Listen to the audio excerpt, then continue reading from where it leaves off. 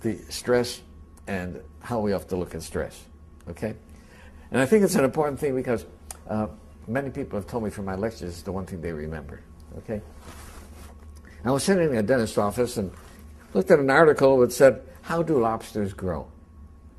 Well, I don't care how lobsters grow. But I was interested in it. And it points out that a lobster is a soft, mushy animal that lives inside of a rigid shell. That rigid shell does not expand. Well, how can the lobster grow? Well, as the lobster grows, that shell becomes very confining. Right? And the lobster feels itself under pressure and uncomfortable. It goes under a rock formation to protect itself from predatory fish, casts off the shell, and produces a new one. Well, eventually, that shell becomes very uncomfortable as it grows, right? Back under the rocks. And the lobster repeats this numerous times.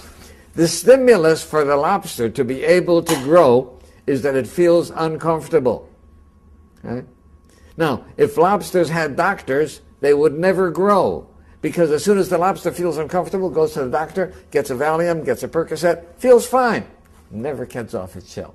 So I think that we have to realize that times of stress are also times that are signals for growth. And if we use adversity properly, we can grow through adversity.